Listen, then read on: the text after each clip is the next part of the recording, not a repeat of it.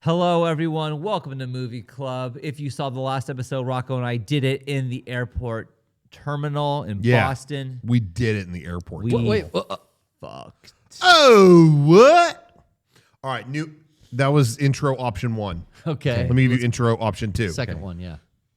Choose Patreon. Choose Movie Club. Choose Rocco, Sean Garrett. Choose your iPhone. Choose watch on YouTube. Choose Chromecast. Stream to your Apple TV set. Choose Zevia. Choose End of Evangelion. Choose a foam pizza. Choose the bloody ghost trap you eat your popcorn out of. Choose T2 Trainspotting Gazettes. What we be talking about. Oy. Choose life. It's How was that? That was a good one. that's up in the air. I think people like mine a little bit better. All right, vote in the comments. Vote in the comments. Who had the better intro? Garrett, you got an intro? Go ahead. Yeah, go ahead and ask me what I've been reading lately. Garrett, been what have you been reading? Oh, porno. What? All right, guys, vote on your favorite intro. We're going to get Kevin in here on Thursday, next Thursday, and he'll be in here to do his own take. Yeah, he's got a banger. Derek's going to join us, do his own intro, and then you kind of get everyone in here on that. All right, Shakers, what do we think? How many? Let's get to the bottom. It isn't an episode unless I say Shakers earlier. Within the first minute, Rocco has to say Shakers, All right, or Shakers, else there what is do you no give it? episode. But we forget. There's no episode. Can I just say, I want to preface this, that I never thought in a million years we'd be here doing Thanks. a movie club where you invited me back on for Trainspotting 2. Yeah. When I picked the first Trainspotting for my debut episode, never in a million years thought, well, they're going to want to follow this up. I honestly thought, I don't know if this is a movie for everyone. Well, let me tell you, Garrett, I didn't want to be here. When Rocco picked this, I was like, oh, what? Yeah, and of No. all things, Rocco did decide, let's do it on Trainspotting 2. But Sean, when I picked this, you were kind of acting like, oh, God, Trainspotting, we got to revisit that. Again? But didn't we give that a decent review? Am I crazy? I know I did, but did you not? I don't can't think remember. I did. I I think I I thought we said I all liked appreciated it. the filmmaking of it, but I did not like The drug- the story, the dead baby. It just didn't. That part was cool. the drug imagery and the setting, and it was a little too dingy for your tastes. Yeah, I said it was a well-made movie, but it wasn't my cup of tea. Yeah. Is what I said. And this is more dreariness and despair. I wasn't ready to go back into this world, or so I thought. But let's see. Let's see. Let's see what I actually. Because that's the did thing. think. Yeah, I just really never thought we would ever. I would even convince you guys to watch the sequel. You know, I think that it's much like T2 Trainspotting. The fact that it even exists is incredible. is Here we interesting. are doing this movie that Garrett, you loved this movie when it came out. Well, the that's first not movie, true. the first movie. The first movie, yes. Now this movie, I'm sure what I'm trying to say is when I it had was to buy it. It was when the it was- only option to see it. when it was announced though. Yeah. Were you like, what the fuck? Well, you must have been like blown away. Well, here's the thing. I was such a big fan of Trainspotting. When it was announced that Irving Welsh had written a follow-up novel Yeah. called Porno, Yeah. just That is the name of the sequel. best book title. The author who wrote the first book, Trainspotting, he wrote the follow-up in 2002, and I was stoked. I was like, fuck yeah. I went out and bought, this is a first edition hardcover. It's very rare to see Garrett read a novel. No offense or No, anything. 100%. By your own admission, you have told us. And the reason I brought it in is because I want you to see how far I got. I have a bookmark. Oh shit! And this is where you back Since in the day. 2002? I have famously talked about how I do not enjoy reading, and I have attempted many times over the years, and this was another one where I was so jazzed because I love Trainspotting, and I was like, fuck yeah. Pre-ordered the book at Barnes & Noble's, first edition, hardcover. Yeah. What page did I get to? Okay, well, let me see. Of the 483 That's a big one for me. pages in the book, you got to 163. Yeah. So I kind of fell off, let's just say. And then I didn't even know the movie existed or was being made until it was out and being promoted on my Amazon. And it just went, hey, there's a 4K, or not a 4K, there's a Blu-ray of Trainspotting 2. And I went, they made that? Yeah. Like, I had no idea. How did it go to theaters? What happened? It did.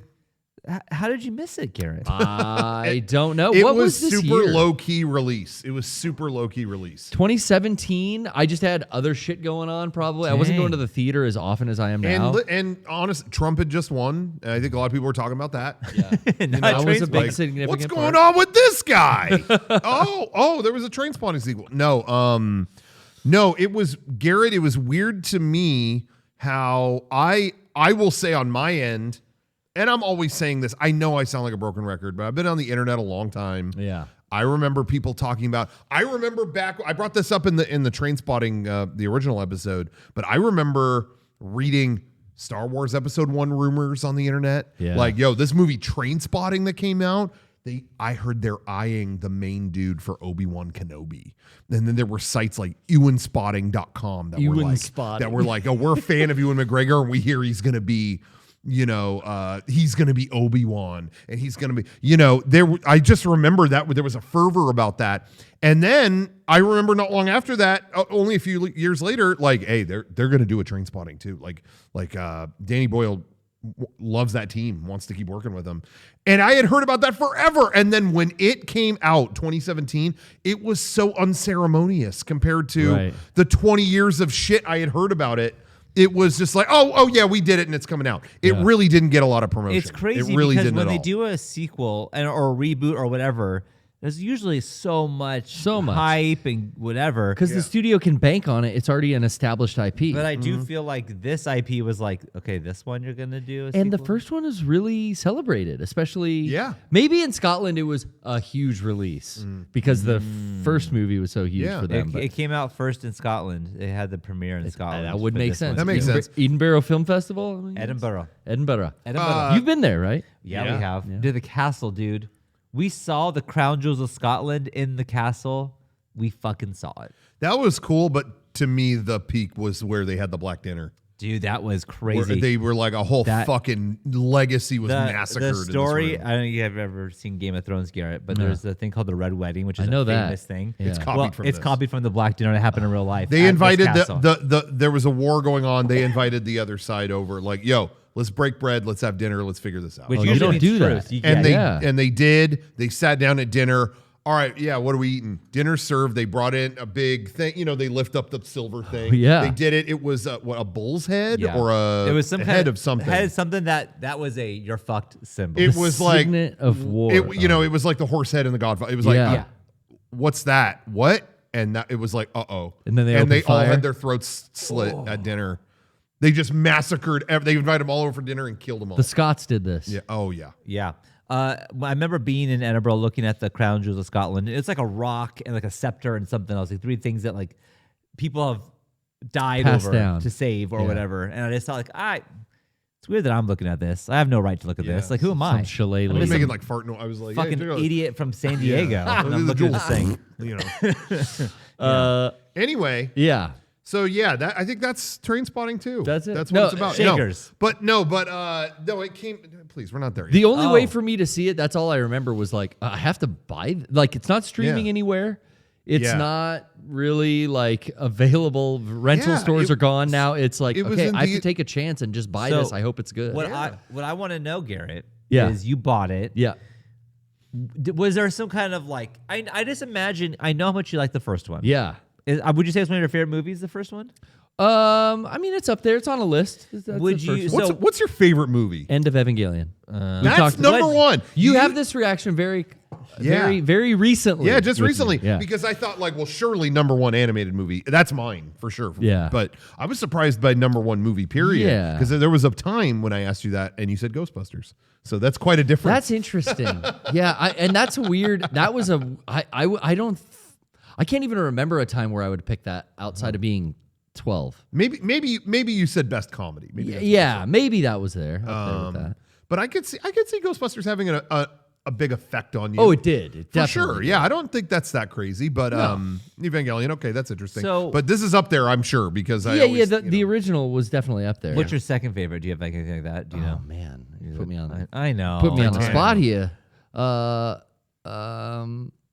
I mean, I would have said like Evil Dead 2. Okay. That's I You know, can but see that makes sense. But That I'll has- still say like like 1970s Romero's Dawn of the Yeah, Dead. that makes sense Yeah, too. But yeah. so my question is, Yeah, you get the Blu-ray.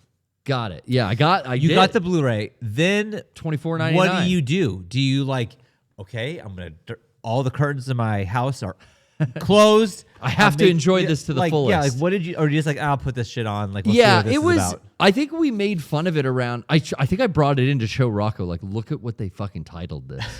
T2. I think I like remember that. Terminator I 2. do remember that. So we were making so much fun of that, and then it was just like, I mean, everyone's back in it. I'll give it a whirl. I bought it. I'm sure I watched it within the week, and it was kind of like, all right, they did okay. That wasn't the first one, obviously. Yeah. But it was a fine. I didn't hate it, and I wasn't like, damn, I got ripped off. But it was like, okay, that was a sequel to Trainspotting. Well, and again, what shocked me about its limited scope when it actually came out, and how it's like, oh, that was in theater. Oh, it's gone. Oh, whatever. Right. What shocked me is that would make sense to me if it was like phoned in sequel, some other director, someone whatever. But it's not. They got everybody. And that's what I was the most impressed with. Yeah. No recasting. Yeah, Every it's main character. Everyone Down from Mikey Forrester, the fucking loser who sold him the heroin in the first movie. Yeah. They got everyone. They got everyone back. What surprised me too was that I remember seeing all this stuff, all this promotional stuff. Sure. And I was like, they didn't get Diane? Yeah. I was like, oh, she's not in any of it. She's on the cover of all the old stuff. Yeah. She's kind of blown up as an actress too. So Yeah. it's like, oh, maybe she doesn't want to do this. That's what I thought too. And so it would color me surprised. Yeah. She's in it She too. does They show up. literally got everybody. And she's great too. A lot of the girlfriends that were involved in the first movie that attached to the main characters. Aside from Tommy, who passed away, but you get the flashbacks with him in it. Yeah. Yeah, that's true. Should we just get into it? Yeah, Yeah. we can get into the plot. Yeah, I will say, no, I Say it, I dude. wasn't. Lead us. I wasn't stoked to put this on. I was just like, You were dreading it. I wasn't dreading it, but it's like I don't know. But I was morbidly curious because of what Yeah. we just said of how they made this. It's All the these years director, later, it's every everyone guy. is Yeah. back, and it's like, well, what is it? So And I do want to say why I picked it too is we watched it. I liked the first one. Liked it fine. I liked it when we Yeah. first saw it, but then they replayed it at the New Beverly Theater in LA. Saw it, and I remember they introed the movie literally with this is a dingy, like that's right. blown out. This Yeah, is yeah. a dingy, dirty print, which is perfect for this movie. Yeah. And I enjoyed the movie so much more seeing it in a theater like that. I was like, that's a fucking good movie. That's Yeah. really good. I gotta see the second one. So that's what brought us here. yeah. Your morbid curiosity really did surprise me, Rocco. Yeah, I had to. After that, I was like, we got to see what It has everything going for it, and even the original book author is like They got adapting this with them got like they did the first everyone. movie. Yeah. Really, everyone is on board. So it had a lot going for it. The title, as you said, of the book was porno. Yeah. They changed it. I did think this was funny. I just want to say this before we get into the plot. I did laugh at the title. They talked. I had to know the T2 thing. Yeah, Come yeah. on. What yeah. happened? And they talked about that. Danny Boyle spoke on that. He said when they announced the movie, he said, "I'm going to call it Trainspotting. Well, I'm going to call it T2." If James Cameron will let me, kind of thing. Then they did it later, T2, Trainspotting, and they said, "So why'd you land on that title?" And he said, "To be honest, I was kind of joking about that. I didn't want to call it porno. I want to have it, Trainspotting 2." But Yeah, then we how- joke. how you couldn't how do you insert porno? If you called it Trainspotting porno, Yeah, it just didn't. It's it just- gets yeah. lost. Didn't work. But he said, "I talked with the cast and crew. Like, yeah, is it weird calling it T2?" And he said the conversation we had was the characters in this movie would have picked that title to annoy the shit out of James Cameron. Like T2, Oh, you're I'm absolutely T2. right. Yeah. And he said someone said that to me and that clicked. It's like, Of course. Yeah, they would. Yeah. These punk assholes would go, yeah, no, we're T2. Yeah, we're T2. He's like, they would do that to be against the man kind of thing. Yeah. 100%. He said, that being said, though, our caveat was we added T2 Trainspotting. Right. He's like, we did that. He said, because honestly, we just felt bad that if you Googled it, there was more than one thing. Like, we just add Also, that. Yeah. Just be nice to To James be Cameron. real, They'd get lost in the yeah, Google. they would get lost. Yeah. Like Yeah, This movie would. Yeah. Get not buried. one person on the planet thinks of T2 and thinks of this movie. So you better add something else. So to it. anyway, I just wanted to say that before Yeah. we went. I thought that was really funny. Well, the plot starts off with nearly 20 years after stealing money from his friends and making a new life in Amsterdam, 46-year-old Mark Renton suffers a heart attack in a gym. Through 2 decades sober from heroin, he is now undergoing a divorce and facing imminent redundancy. I don't know what redundancy means. That's when you get fired in the UK. Yeah, isn't that what they call? It's like, You've been made redundant. yeah, that's like mass layoffs. Yeah. Right? Yeah. Okay. Yeah. Facing a midlife crisis, he decides to take a nostalgic trip back to Edinburgh. And he finds Spud has returned to a cycle of heroin, which was a fucking crazy scene of Spud trying to commit suicide. Oh, yeah. And then like the It bag, mirrors- and he like happens to get there then, and Yeah. then like the barf everywhere. I had just gotten food. Oh. I Uber Eats the meal, watched this movie, Got and, some yellow and curry. opened it.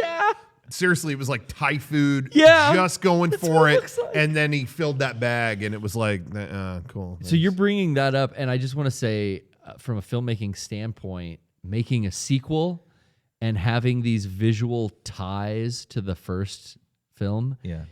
is a technique that Danny Boyle uses throughout this movie in such a well done way. I've never seen it. Usually it's fucking ham-fisted. Yeah, But yes. that scene there, it mimics the diarrhea bed sheets in the bedroom. There's Yeah, the yeah, yeah. struggle over it and the building of the tension, and then there's the release and shit sprays all over the walls, Yeah. and everyone's standing there like, oh fuck. Yeah, This yeah, is yeah. that same thing. Yeah. Renton sees him through the door. He's trying to kill himself. There's the struggle to get the bag off, and he excretes fluid all over the inside, and yeah. it splatters the same way. And the visual is there, and they rip the bag open, and then the cathartic like release is there. Like, oh my god, like what happened? There's also echoes of the his job interview in the first movie. 100%. When he's in the church or wherever he is with his support group. The support group. And he Oh, goes, yeah. oh, you know, it could be this. Well, actually, and then I was an hour late for that,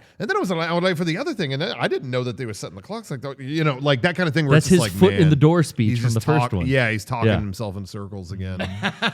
So that was. I do want to say too. Throughout the movie, it does this. I never really like to. I'm not big on like, yo, let's clown on someone's physical appearance. I'm always a little sketchy on that. Spud looks like shit in this fucking movie. Oh my god, this guy looks like 10 miles of bad road. Well, the dude is an 10 interesting meters looking- of bad road. Always actor, interesting or looking, metric. but he really leaned into making himself. I always enjoy when an actor who already looks interesting. I think Yeah. like Steve Buscemi is not a normal looking guy, but he has a Yeah. look that like Yeah. is perfect for stuff. perfect So for- good. Yeah, Yeah. and you're engaged. And this guy, he has a look where it's like I don't for think this. I've ever seen anyone like you before. Yeah. I'm not saying that's bad, but I'm Yeah. saying like I'm interested in what you're doing because what are you? I'm gonna go ahead and say it's bad. No, I'm just bad. kidding. No, but I do want to comment on that. That's something I thought was interesting. I always watch the behind the scenes. By the way, this was like I think one of the first, if I'm not mistaken, I think this was an early 4K Blu-ray. Oh. Like so there was a 4K version. I was able to get. I found it super cheap. So it looked great. And then I was looking at extras and stuff like that, and I did think it was interesting. He said, Danny Boyle said, doing a sequel. He had plans kind of early, right when the book was getting written. Yeah. But he said one thing that kind of kept holding me back was I really wanted to do a sequel where I wanted everyone to look ravaged by time. He's like, that was a deliberate thing. I wanted wrinkles. I wanted whatever. He's like, I didn't want to do it where they're all Sick like, Boy's oh, hairline is out of hand. Good looking cast is back and Yeah. whatever. He's like, no, I wanted them to look aged. Yeah, and not so only they aged- played into it. Okay, but that's like good. they were all they all kind of fucked up in the first one too because they're all on heroin. Yeah, Except for Francis. Right, but they definitely look like, oh, you've been doing heroin for a long time. Yeah. And speaking of Sick Boy's hairline, that played into, they talked about that too. There was literally, he's like, I plan to shave my head for the movie. Just like, hey, I'm just going to do it. You know, that's kind of, I think that's more his normal look His now. look, It's like, I'll do it for the movie. And then they were like, no, we want to see, this is Danny Boyle. He said, we want to see the iconic blonde hair. Oh, and but there's- it's changed. Yeah. And there's scenes of him dyeing his hair blonde. Yeah, in this yeah, movie. yeah. You get to see that vanity that character He has. said, I want you to see that there, but it's like barely hanging on. It's Yeah. very- you know, I didn't, you know, so that was a very deliberate choice. And I did think that was interesting. I think they made they made Spud look as grizzled as possible. Yeah, in and this. So Spud is upset because he is separated from his wife, Gail, and he's losing custody of his teenage son, Fergus, because he is on heroin again, which you didn't want for them, you know? Yeah, Like, you know her from the first movie, and it's like, damn, they had a kid. Like she was with him she even got- longer I because we know. don't see that part. Yeah. Meanwhile, Franco, Big B, is serving a prison sentence. Renton visits Spud in his flat on the top floor. We're going to talk about this. Wait. Where are my little notes? Okay, here we go. Sick Boy right now is abusing cocaine. Is he engaged in blackmail schemes with his Bulgarian girlfriend? That I knew what, you know, like I felt like, oh, we're still doing the same shit when it came to that scene because it was so graphic that I was like, oh fuck, all right, I guess. You're seeing her use a strap on some important she's person, paying some guy, and they're gonna and then blackmail him they with blackmail the video. him, and that's like that's what he's up to. And that's what the book is, from what I do remember, primarily about. It's like broken down into like different schemes that Sick Boy would do to make money. Is that why it's called porno? Because he's filming these pornos of these people. Because that plays more. It's very trimmed down in the film adaptation, but it's way more of a setting here. Is like Renton kind of gets in on Sick Boy's multiple sex work scams, and porno production, and there's a lot more than they're just trying to build a brothel in this one. So a lot of the movie is Mark trying to find his old friends, and kind of like he's having a midlife crisis. He's trying to like reconnect with his people from his past, but they all fucking hate him because he stole money from them forever ago and then just took off. And he kind of realizes like they're the only people I know, though. So Yeah. it's like he's forced to go back and face And all the people that hate him because he doesn't know anyone else. I like the fact that they didn't show you anything from his other life. Right. Yeah. Not the wife. You didn't see the wife. No. You didn't see a picture of her. No. Does she even exist? You know, like probably, but who knows? You know, like everything you saw was like you didn't see where he was working. You saw him at the gym. Yeah. And that's it. Yeah. And then it's just all this stuff.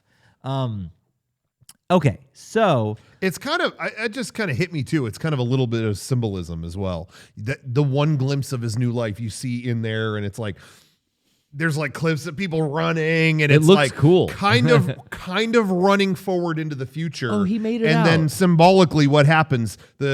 He falls on the treadmill. and he's sent back. Yeah, I didn't. Oh. Back. That's direct. That's directing, baby, Damn. right there. Dang, Damn, Danny. That's really good. Interesting. That I is. never thought about that. Okay, so Spud is initially pissed off that he saved his life and blames him for a lot of things. They're just taking off on him, which makes Because sense. they haven't seen him in 20 years. Yeah, and last time he did leave, you know, he said goodbye to him. He did leave him, Spud, the money because he felt bad for Spud. 4,000. Which I thought was crazy too. That it was like, you ruined my life. I left you money. 4,000. Yeah, right? You left 4,000 pounds to a fucking junkie. Yeah. What do you think he's gonna do? Yeah. He's You still know, hooked like, on heroin to this like you day. kind of enabled him. Kind of. It's like, oh, all right. Then Renton goes and visits Sick Boy at a bar, and it was one of those like showdowns where it's like, you know, Batman versus Superman. It's like, oh fuck, like yeah. oh he's here. Oh, this is a fucking problem. Yeah. And then it's just a crazy fight scene of Renton getting his ass kicked for a while. By the way, I've been a fan of I've always liked Danny Boyle's directing. There is something he does that no one else does that I get such a kick out of. His use of freeze frames. I love. yeah. They're fighting, you know, it freezes on that. Yes, yeah. I have ripped that off and stuff like that I've edited personally. Like I'm pretty sure there's an unboxing ring And it's like Oh, awesome. Tyler's getting fucked up, and I freeze on it. Like I have Yeah, that is a always technique he does. I've always loved that, and I love ripping that off. But he's just great in general at finding eccentric ways to show things. I mean, I really think that's why he won for Slumdog Millionaire. That show or that movie used every trick in the book to like, I'm not just going to show you this in a linear way. It is like this mixed media, this and freeze frame and that. And, 127 hours, he did the same thing too. I've always really liked his work. I think at this point in the movie, the cinematography has started doing stuff too that's like, this is filmed with a fucking camcorder. Yeah. Yeah, I did get that. I did get that impression watching this. There is definitely a gritty film aesthetic to the first one, and then I think it was a deliberate choice. I didn't hear about it or read about it, but I think it was deliberate. This one really used a lot of scuffed digital. There's a lot of digital effects, even for the first movie had all these. We talked about it. Super surreal practical effects. Yeah. This movie, and I'm not discrediting it for them being computer graphics this time. Yeah. But they did these surreal scenes, but they're all CG now. And I think it just speaks to the theme of the movie where like everything is advanced. It's forward. like filters on their heads, as they're in stuff. I think that was all very deliberate. The ending credits are very similar to a practical effect they used in the first movie, but it is now a grandiose digital effect. That for the does whole it, credits. and it just is like it's almost too much. It is. That's on purpose. I think. Exactly. Yeah. But yeah, I noticed around this time in that fight sequence, it's like this is fucking like handycam footage. Yeah. It's a shot too where they go like quickly from it's over the shoulder of a character talking, and it goes around the guy's head to the other shoulder to talk, and it's like, what was that transition? I think this was all shot digitally and just graded in certain ways and made to look like that. Yeah, there's definitely grainy parts, and I'm like, oh, that's digital grain. That's not film grain. Sure. I think. Yeah. But yeah. That Anyway. first fight though, that's where I kind of noticed it. Yeah. Interesting choice. And he's there to just kind of give some money back to he feels Sick bad. Boy. And he's like, here's that money that I stole from you. And then Sick Boy's like, I don't, fuck you. Like, that's not, that money doesn't mean anything to me now. Like, whatever. We're introduced to the new female character. Yes. What is her name? Veronica. Veronica. We kind of saw her in a second, earlier, not knowing who she was with a strap on, yeah. banging some guy. Sick Boy's supposed girlfriend, who's now like kind of our, I don't want to say main character, but we're experiencing Renton and Sick Boy through her now. Yeah. Because she's starting kind of a relationship with these two best friends that are she's kind of the audience and seeing where they are. Yes. She's like catching us up because she doesn't really know either. But then we go over to Big B, who is escaping from prison and returns to his estranged wife June's flat, which I honestly was like, that's not a good sign when that guy shows up. Like, no, you don't want it. Oh, I'm so happy you're here. You're not fucking happy that guy. I feel the worst for in this movie, her and her son. Yeah. Like this maniac, this Tasmanian devil shows back up in your life. He was so wild in the first one, and I feel like he didn't miss a beat. Missing the tooth was a good touch. I don't know if he actually lost a tooth or how. Everyone looks ravaged from heroin use and time, but he looks ravaged from prison. Yes. Because he's been locked up now for 20 years. And was he locked up for what? Was that in the last movie? He took the fall on that. I think when Renton left, then the cops raided that apartment where they had the drug deal. Oh, that's right. So he was arrested then. Happened? He was arrested. So he's been in jail because he since. was screaming and breaking the fucking apartment down, and then the cops showed up at the end of the movie. Oh, that's right. Yeah, I forgot. All I remembered was him like still sleeping in the bed with everybody. Everybody else was in that room when Renton.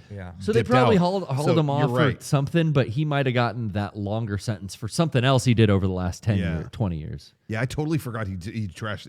He was like destroying that room. I forgot. But that's not the reason he was probably no in prison. But it's just here's this dude continually having a record. It still set him on a bad... here's another arrest record for him. So then Big B gets out of jail, and then he goes to visit Sick Boy, and then Sick Boy says that he knows Renton is living in Amsterdam and said, I'll get you a passport so you can get your revenge. You're, as a viewer, kind of going like, wait, is is he setting up Renton because he's still fucking sore Right. about You don't know. the heist? Or is he trying to help Renton by getting Begbie off his tail? Yeah. You are really not sure as the audience, like, which side is he playing here?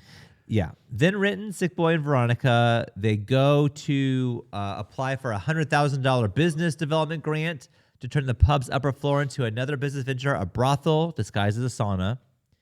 But Veronica finds herself attracted to Renton, and they begin an affair. Yeah. But it's always very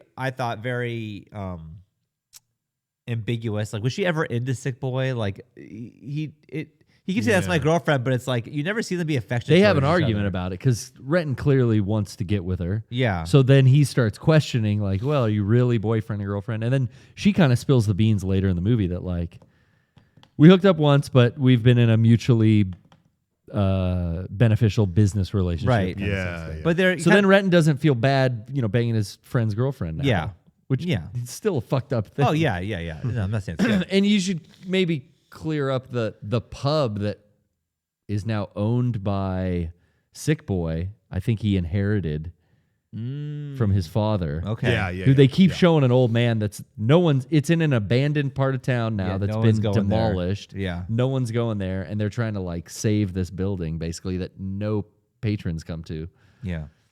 What I don't know where this part is, but at one point they're kind of working together, Renton and Sick Boy, and then they're just scamming people. I thought it was really clever that weird not cult, but like club It's thing. like they a would do. racist British, which is something I learned about the like 1609 or something like that. Yeah, something. There was some Oh yeah, 1960? 1916 something. I don't remember. I don't remember. But there's some like underground like racist sect of British people Yeah. Yeah. who hate Catholics, and they kind of like it's a callback to the first film where they're running around and stealing TVs from nursing homes Right. and Yeah. stealing stuff for heroin money. They're trying to like steal as much money as they can to fund this renovation of the bar into Yeah. a brothel Yeah, idea. yeah. Now, But they're going after people who in their mind are already guilty, so we don't Yeah. feel bad ripping them off. and I Yeah, thought yeah. that scene was really clever. Really of clever, them yeah. stealing the wallets, Yeah. them having to like do that Do a song and dance. which was fucking stupid. But I was here for it. It was fine. Like Sure. I enjoyed Yeah. that. But then I was like, well, what do they do with the cards? And like, oh, of course the pin number would be that fucking thing that they're into. Yeah, yeah, yeah. That is, and like That's if it wasn't, such they good just toss writing. the card. But like they just take all the money out. And then the line of like, okay, it's midnight, start again. Yeah. Yeah, and they that do it was again. awesome. Oh shit, they did it at like 11:45 and then That- waited 15. That was so clever. It made me want to like do that. It was Like, also Oh shit, don't upload this. It was so clever too because where they were at, I think it was illegal to be at that thing. Yes. I think so. They couldn't even report. It was to an the illegal police. meeting because they were Yes. singing illegal banned songs. Yeah. Yeah. So everything about it was like, even if No recourse. you can't get them in trouble. To me, that scene, that I kind of tried to relate that to what I know from American culture, and it's like a group of Civil War reenactors who are all into the South. Into the Confederacy. You know, Yes. because I think it was something like that. It's like these guys they're on the wrong side of history, but they won't let this go, and they're Yes, singing for sure. banned songs. That was in a- definitely like a Confederate thing. Yeah, you in know, a like- sense. like, And it just, was like, get over it. rednecky. Yeah. Well, They're- that go figure. They're in Scotland, but it was like country music. There it are. was there are- weird. Yeah, I mean It's like poetry. It all rhymes. Yeah, It it was, all rhymes exactly. Okay, I thought that. I don't know where that plays in the There's, movie. but that's the thing I will say as a critique about this movie. Yeah. There's a lot of little vignettes like that. Like, and you're even saying like, I don't remember where that fit in the movie. There's a lot of that. There's a scene where they kind of get intimidated by another brothel owner and they're driven out into the And- yeah, woods. and they're naked, running and around. told not to do. Yeah, you know. Which, by the way, Hugh McGregor just being straight up naked in this movie again. Shows it's a like, lot of butt. I'm like, you know what though? Like, this is a sequel to Trainspotting. Yeah. Like, he doesn't give a fuck. You know. You didn't see though. That wasn't that shocking because I don't think you saw. Did you watch the Obi-Wan show? I did not. Yeah, he lot gets of his butt. lightsaber a couple ways. Oh shit. But I think my point though is just like there's a lot of these vignetted little scenarios and Yeah. scenes that are a little. It makes the movie stay a little too long. Oh, you I think? I think the runtime is already a little long. How long is it? 117 minutes. yeah, so not for 2 this. hours, Not even but 2 yeah. For this story to tell, it feels a little long I agree. because of I think if they cut out like 3 or 4 of those little vignetted stories, but like you said, they're so good. Yeah, and I honestly was like, But it adds to like a confusion in the plot. As someone who didn't want to watch this movie, I was like, well, I like just hanging out here. Sure. I'm fine with this. I was kind of fine with it, honestly. So, but you're right. I don't want to cut that scene, but I feel like those little scenes jumbled the plot for me, and maybe Sure, okay. I sure understood it watching it last night for a second time a lot more than I did the first time. I feel the same way as like the Boo saga. It's like Sure. It's cool when he goes Super Saiyan 3. It's cool when he does fusion. It's cool when we get Gotenks. And the dog gets shot. Oh well, that's you not probably cool. should kill. Well, not the dog, but you should probably remove one of these parts. Yeah, but they're all fun. Yeah, but then it's also like too long. I don't know. You know what I mean? So Yeah, I think the Trainspotting 2, the Boo saga, it's kind of the same thing. Anyway, Okay, so let's see. They're trying to get money because Sick Boy is now in trouble because he gets caught with his blackmail scheme, and so now he has to find a lawyer. The lawyer is Diane, right? Was that her name? That's how they kind of fit her cameo into the movie. Yeah. And she's like, you see her, and it's like, oh, she's like made it. She's like super successful. Yeah. And is charging a godly amount an hour for her services. Like no, it's quite reasonable. That's an hourly rate. yeah. Oh, It's well, just of course. Yeah. Renton being such a dumbass still. He's like so ignorant. No, it's quite reasonable. Yeah. But it was cool to see her back. And Yeah. that was nice. That was awesome. That was a great way. Sean, we brought it up before. She is awesome in Boardwalk Empire. Oh, is she? So, yeah, seeing her again is cool. She's also the voice of Merida in Brave. I didn't know that. Yeah. Oh, how about that that? red hair. How about So that? anyway, I've always liked this actress a lot, and I knew her before I ever saw Trainspotting. So anyway, that was cool. So, She's so young in the first one. Renton That was actually a funny gag too that they ended her scene with. She's too young for you. Yeah. goes to a club, and Big B is also at this club, unbeknownst to each other. They don't know this. Which is a very similar mirroring of the club scene with the Blondie song in the first movie. Yeah, and then even being in a bathroom stall is like what's And gonna going happen into in the this stall. bathroom. Yeah, yeah. Even they pan through those toilets, and one is all fucked up. It doesn't go into that one. There's so many. Yeah, the most fucked up toilet in all of Like Scotland last time in he the was first putting his movie. hand in there. This time he's not. Yeah. And there are so many visual callbacks to the first movie that aren't like ham-fisted, and it's stuff like that. That's They like handled that well. It's subtle, and it's like that's the thing. For Yeah, the first one. That's the thing. They handled that really well. The Star Wars trilogy, the most recent one. I feel like that's the example of ham-fisting. Like this is the beat from A New Hope. This is the beat from Empire. Here's the beat from this, and it's like very clearly, yeah. Okay, I'm trying to actually think of the rehashing. worst example Version of of that? because Force Awakens for sure had that. Yeah, for sure. But I didn't think it was as. I know there are other ones where it's like Jesus. Force Awakens had. Well, I mean, the plot was similar It's to very A New New Hope, Hope, so yeah. that was that on its own. They had the moment of like he finds like the training droid or whatever. There were definitely a few too many, but I want to say there's one. I know people in the comments are going to be like, "Oh, this." it's but usually in a sequel. Yeah, that like that it's like, damn, you Has to be a wedged sequel, so yeah. many. I mean, Kevin Smith does it way too much in his shit, but I want to say there's a big blockbuster. I just feel like what it would be is it would pass that toilet, and then it would like go into that shitty toilet for 1 second. It's like okay, Not no. yeah, you didn't need to do that. Yeah. Yeah. So the scene of them in the bathroom stalls next to each other, which was great. And I love how it just goes to the side and you just see them both sitting on the toilets. And like this is the smallest little wall that's separating them And they from don't a know whole yet. fucking disaster. Oh, and before you finish the scene, Yeah. can I just say now at this point, we've had all these little, and especially in this discotheque or this club, we've had these little musical cues that are so close to the first. I talked. Remember, really? I brought in all the soundtracks. Yeah. The first movie got 3. Yeah. This movie, I don't think the soundtrack's very good on. Oh. But I will say that the sound design is brilliant because what they do throughout is they use this new soundtrack to give you this little taste of the old movie.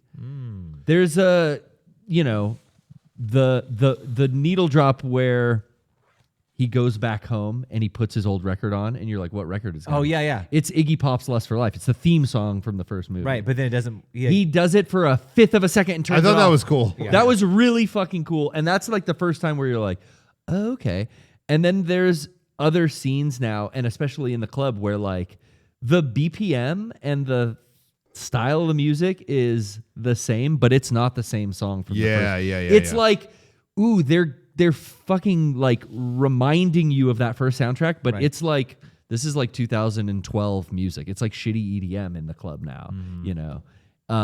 Anyway, I just thought that was something I noticed. It's like, ooh, they're peppering you with little hints of that first soundtrack, but not actually doing it. Yeah. So then they realize each other who is on the other side of that wall. It's a chase scene. It's pretty fucking crazy, actually. It goes all over the place.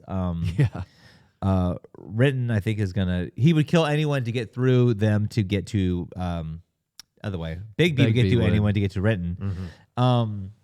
Then later on, I think that's when actually Sick Boy and they get naked. They have to they get kidnapped. I think after this chase scene, they get kidnapped and they have to walk back. Naked. It's just a plot point that like another mob boss finds out that they're gonna open a brothel in his territory. He's having a bad fucking night. Ritten's having a bad night. Later, Big B visits Spud and reading his memoirs discovers that Ritten left Spud a share of his money.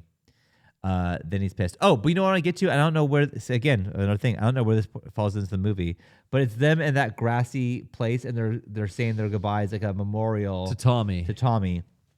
And then they bring up the baby that died. Yeah, they bring and up that's like very because it was kind of up in the air. Like, well, it's actually not up in the air in the first movie. You see Sick Boy crying at the crib, so you know he was the father. But you gotta get like, you know, Renton calls him out on that. Yeah, they're both calling each other out on each other's bullshit there. Yeah, and then Sick Boy's like, I don't feel anything here. Like, I don't feel sad. Like he died and that's it. You know, like it's fucked up shit happened when we were kids, and that's the way it goes. And it's kind of just him. Like I'm almost like but they really at that moment I think talk about the first movie the most.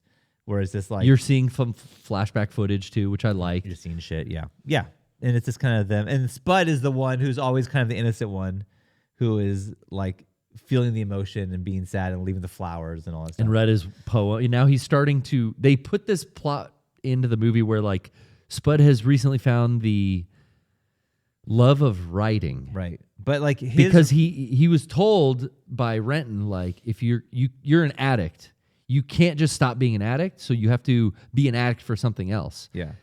And he gives him the example, try boxing. And they have this funny scene where he goes to the boxing club and he totally, you know. He sucks, and it's like, don't do the literal thing Renton told you to do. But this path of this character now being off of heroin and finding writing is his new addiction. And he's just telling the story of his life with addiction. And he's writing all these yellow legal pads everywhere. And that's where, like, now, okay, there's like this evidence of like Begbie and these crimes, and he finds them in the fucking flat that and it's just Spud staying in. It's just everywhere. It's a scary moment because the first thing he reads is, and Begbie like shit his pants, and you're like waiting, like, oh, he's gonna get so mad he wrote this and he's telling people, but Begbie loves it. Yeah, he's like, that's great. I remember when that happened. That was hilarious. Do some more. Yeah. So then during that though, Ritten finds Begbie finds out that Renton gave Spud money. Spud the money and whatever. So it's kind of like you do get the like, oh shit moment. Yeah, and then the stress is relieved at first because it's like, oh, Begbie's into these stories and they're reenacting shit from the old movies. Yeah. But then it turns. Then Veronica is arriving there. She read some of his memoirs, thinks it's awesome, goes to tell him or find him, and then gets caught up in this whole Begbie situation with Spud because he's hunting Renton, and now he knows it's a whole thing. You know, if I find Sick Boy, I can find Renton. Yeah.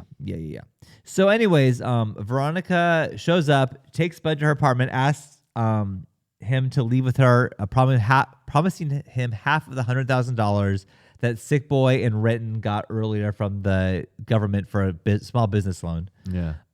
Spud fears he'll spend it on heroin again, so she offers to share it with Gail and Fergus, and he helps transfer the money to Veronica's account by forging Renton and Sick Boy's signatures.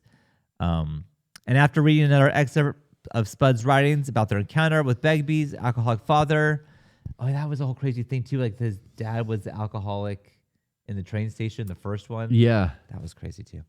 Anyways, well, that was a scene I like too. There's a cast of actors that they put in the movie of all our main characters as children. Yeah. And I feel like they nailed these little impoverished Scottish kids. They really at did. The turn of the fucking century when they're having their shitty war and everything else, and life sucks. And you really see, like, that's why these fucking guys are the way they are. Oh, yeah. They had no upbringing. And this was the only path for them. Yeah, especially this. Begbie. And I thought that those scenes where you see them as younger men, and I think there's like teenagers and there's like little boy versions of some flashbacks. Yeah. But you see that teenager flashback where the titular line comes in, or some homeless, dude in an old train station is like, "What are you doing down here watching, you train spotting?" And runs off. And that's how you find out, like, oh, Begbie had like a alcoholic father. He was Who super lived in the train station. super embarrassed about, and it's like, oh, they found out for the first time that was Francis's dad. Yeah. And it's there's so many themes going on here where it's like you're seeing the change of Scotland and Edinburgh over the 20 years. Yeah. The 10 years for them to grow up, and then the 20 years that Renton's gone, like how much has changed. So you find out that Begbie is going to go to the bar, and he's setting up Sick Boy and Renton. He took Veronica's phone, told them said, both, like, "Hey, meet me at midnight." here," and they obviously would go to her because they're both into her. And then, but as if you were like, "Oh, he's going to kill them." Like he even says, like, to his wife and his son, like, "Hey, like, you're probably not going to see me again after tonight. Like, I'm done. So I'm either going to, one way or another, I'm not coming back here." And that's a real moment for Francis, that he actually is like apologizing to his son. Yeah. Because he's terrorized this child. There's a scene where he makes him go rob a fucking house while the people are just sleeping upstairs. It's and this kid was on the path of, while his shithead dad was locked up, he was like going to college. Being a hotel manager? Hotel management training. Yeah, I love the reaction to he's going to college. He reacts like he's on drugs. Or like he got Yeah. I'm actually going to college. Oh, God, what? Or whatever. That was his the one reaction redemption, though, for that character, is him going back and apologizing to the son and the wife. Yeah. And at this point, you kind of know, too, like, okay, Veronica is basically doing what Renton did in the first movie now. And she's justified for doing it because she's had both of these guys, Renton and Sick Boy, playing her. Hey, this guy doesn't deserve it. Yeah. We'll go take it and run off with it this time. Yeah, and then the other side saying, yeah, he doesn't deserve it. Me and you, we'll stick together. Yeah. And she's realizing, like, you two are made for each other. And why wouldn't I do this? The opportunity is for me to take this fucking money. Yeah. And then, she, like you said, she works with Spud, who he goes along with it too, and she's gonna steal the 100,000. So then it goes into this crazy fight scene of, like, you think fucking Renton's killed, like being hung, like it's a whole thing of, like, oh, it's a final showdown. I didn't think I would get a final showdown in Trainspotting 2. Yeah. Of, like, the John Locke like and Jack moment. Rainy night, lightning in the sky, like, it's happening, But it was like, oh yeah, this is like fucking crazy. Yeah. Then it looks like they're both, Sick Boy and Renton, are gonna get killed. But then out of nowhere, Spud comes in and hits him with a toilet. And there's a moment too in that fight where Francis throws Renton through the 3rd floor. Yeah. And he gets choked on like electrical cables. Being, like, hung. Francis goes downstairs and then just watches him for a while, and you're like, damn, he's going to just watch him die. Like, that's his goal, right? Yeah. But then he walks over and, like, starts to hug him. And you're like, oh, fuck, they're best friends from boyhood after all. He had a change of heart. No, he's just pulling him down and going, come on, boy. Come on, Rent. Come on. Like, easing him into death. And then you're like, yeah, this guy is fucking... He's psycho. There's no redemption for him. No. Yeah. But that's when kind of, like, Sick Boy and Spud come to the rescue. And they save him. Yeah. So then he's fucked up, maybe dead. He's not. But they leave Bigby in the trunk of Sick Boy's car outside the prison, which I thought was a hilarious... Yeah, they just drive him back to the cops. A hilarious place to leave him. Was like, oh, now you're fucked. Veronica returns to her son in Bulgaria. Which you didn't know that she really had a son. And also, it's like, you don't know... You never find out if she actually did give half the money to Spud's family or not. She said she was going to, but, like... you don't know. Who knows? You don't know. And then Spud puts together his book of memoirs and mends his relationship with Fergus and Gail, who suggests the title of Trainspotting for his stories. and Renton and Sick Boy resume their old friendship. Renton moves back to his now widowed father's home and embraces him in reconciliation. There's a shot Yeah. that's so good when first Renton goes home to visit his dad. Yeah. And they're sitting at the table. Yes. And it's the silhouette. It's the shadow of the his mother. mom. Yeah. Oh, that was well done. And that, like, recreating that apartment in his childhood bedroom when he goes back and tries to play the Iggy Pop record and can't do it. That was, like, giving me chills. Aside from the bar scene, which was in the first movie as well, his parents' house and, like, that scene at their little dinner table and her fucking silhouette burnt into the wallpaper. Yeah, it was like... Well, I think it was just a shadow, right? It was, but that it was so That was a good. great That's shot. Shadows. That was so well. It was clearly showing you something's missing here. Yeah. That was and they're great. talking about, like, your mother always thought you would have come back and this and that. So then the movie ends with him going back to his old bedroom, and then finally puts on the record, and you hear "Lust for Life" as it pans out. But it's a remix. Is it a remix? Yeah. It is. Oh, yeah. And I think that's just going back to, like, man, they didn't try to, like, let's do a bomb-ass soundtrack like the first one had. Like, all those songs were, like, of their time period, right? For the setting of UK in the late 80s. Yeah. But this is now, like, here's a, like, fucking dubstep remix of Lust for Life. But it still has the da-da-da-da-da-da. It's the beat is all there, and that beat was in the club. That beat was throughout the movie in the background of other scenes. The right BPM and the right drums, but it just never hits.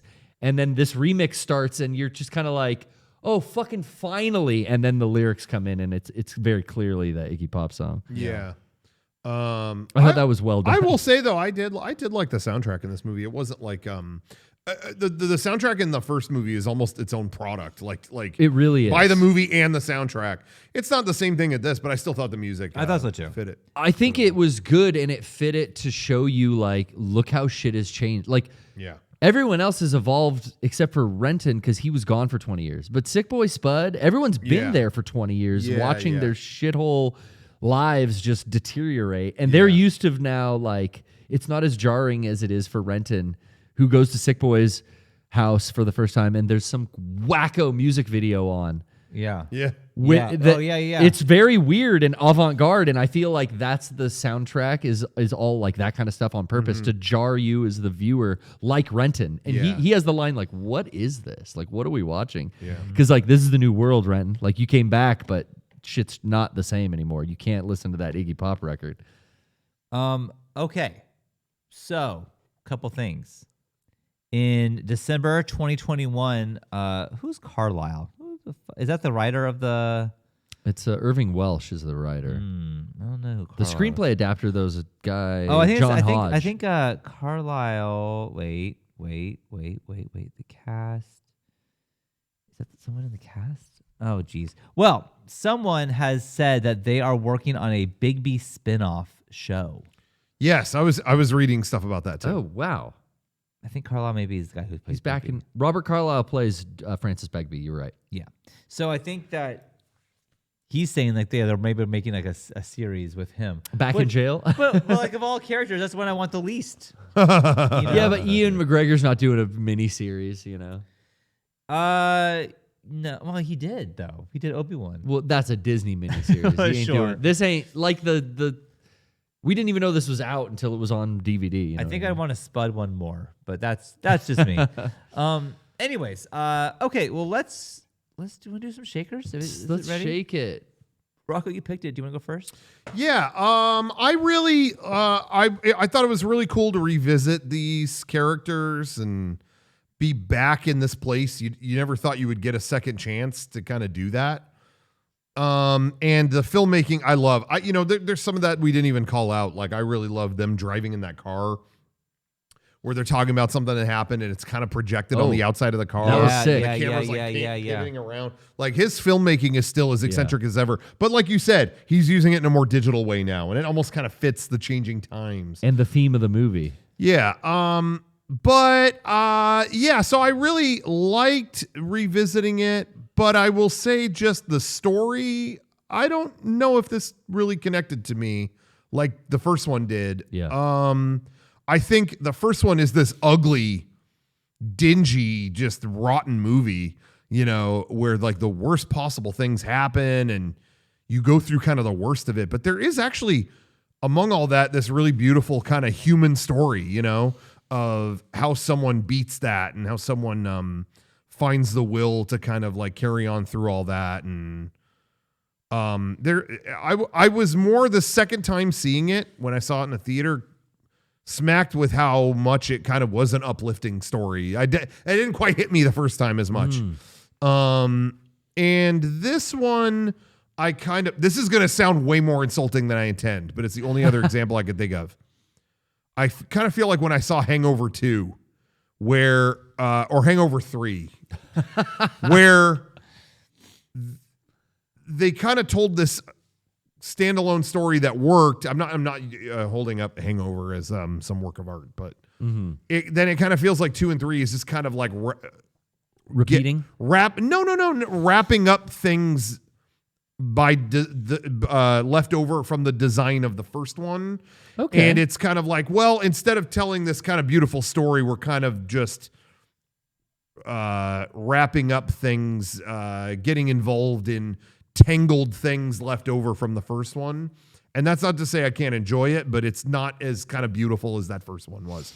Some people argue that the Back to the Future sequels do that, but I really love those. I kind of feel like they tell their own twisted story. This one, though, I just kind of feel like it's cool to revisit it, but I don't feel as affected as I did by this kind of original art piece that we had.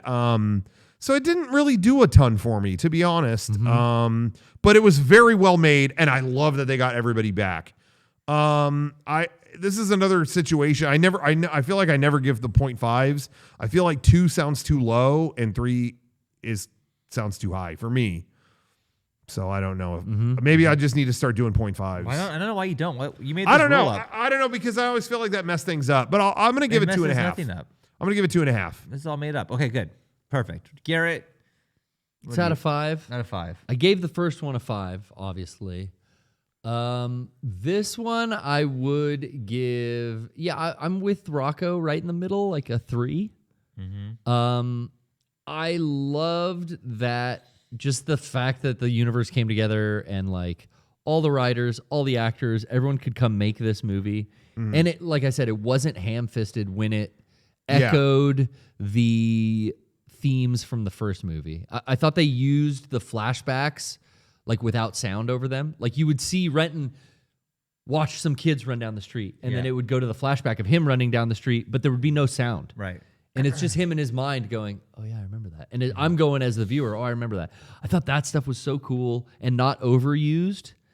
And then all the echoes of the first movie where, like I use the example of in the beginning of our show here, like the suicide barf in the bag scene was very akin to the shit all over the pink walls of the bedroom scene. Yeah. And you had, a lot of that I felt like they did it really well in the context of, here's a movie where these characters are coming back 20 years later, and the theme of their lesson is you can't go back home. Yeah. It's the Edinburgh that Renton remembers is gone. Yeah. When he gets there, he's confronted from the beginning, and it's him trying to kind of like, he's having that midlife crisis. He's trying to relive his youth that he spent there, and it's like not the same. Yeah. And I love that theme, and Veronica, who is the audience character in this new movie, she's even kind of given the dialogue to tell Renton, like, you and all your friends are living in the past. Right. Like, we're taught in my culture to forget the past. We're going to learn from those mistakes and move on forward. And I feel like that's the real message of the movie. Yeah. You and Sick Boy and everyone, you're obsessed with this football player who's dead and was good in the 80s, and you're obsessed with this music from the fucking late 80s and this lifestyle and all these things that, like, clearly the rest of the world is moving past you, and you need to too. Yeah. So I really did like, in the context of a sequel, I liked that theme, especially because the real world 20-year difference, the time gap is cool. That being said, though, stayed a little long in some of the vignetted scenes. Yeah, sure.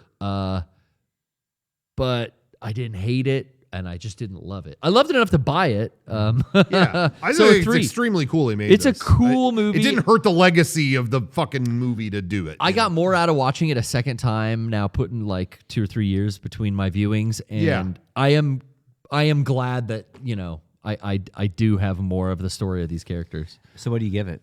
3. I said Oh, I it's started 3. that with 3. Oh, Yeah, that's right. sorry. You did 3. So Okay. you gotta listen when people. You really gotta. He loves open those correcting. ears up Correct him on for something. some listening. No, I'm good. Tell him why his 3 is not enough. This to me, and you guys both will never expect this.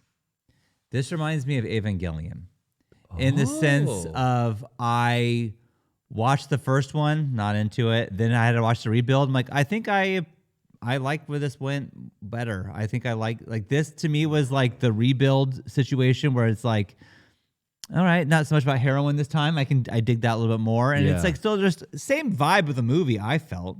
I think I like this one more than the first one. No, The first come one. on. That's fucked up. That's not right. So do you want to be on the show with me or not? Like, what do you That's want? incorrect. You want me to agree with everything you I'm say? just saying that's cool. You have your opinion.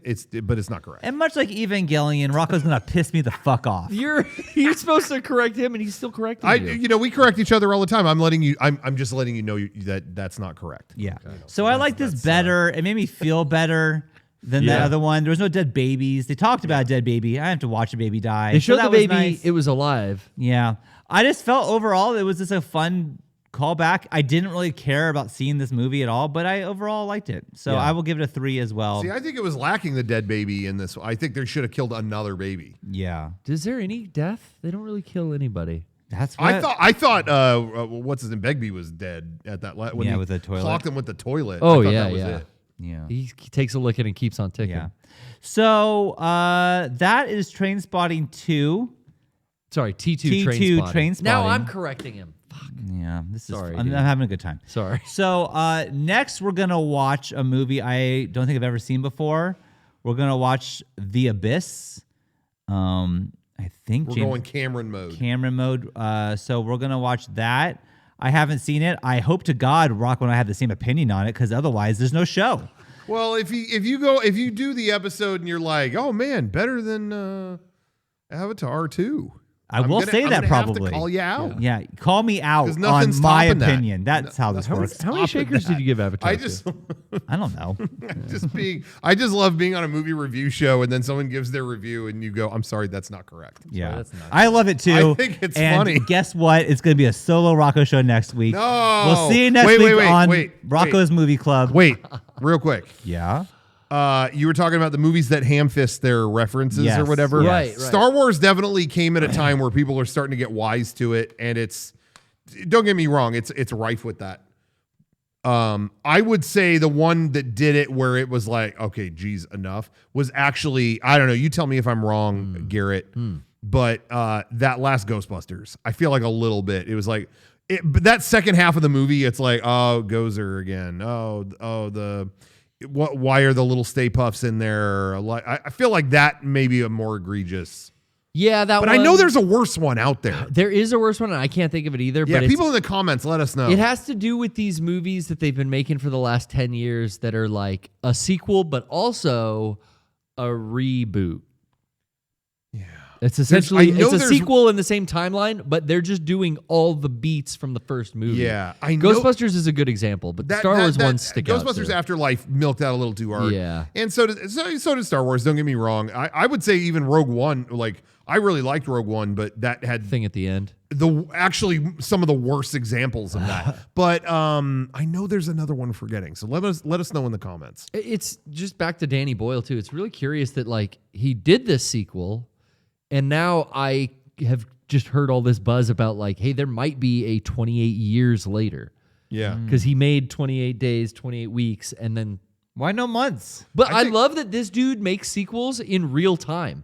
He put 20 years between these two. Yep. And he's going to put 28 in front of the fucking. Yeah. If Cillian Murphy signs on, I don't know. I think that's what made the new Twin Peaks so cool too. Exactly. See you again in 25 years. Okay, Yeah. it's been 25 years here. I love that. I think that's cool. Real That's time what makes our sequels. Doug Huggum game so cool too. Yes, exactly. And the pizza we kickstarted. We're just killing it. here. Yeah, we're killing it in the real time. We're promising stuff and delivering. And real time with Bill Maher. We all watch it. We all love it. Yeah, I do. I know. Sean, I we do. gonna wrap this up or what? What's going on, man? Hi, Sean. It's Bill Maher. Time to end the show. Fuck off. Don't talk about Shut your up. life. Shut up.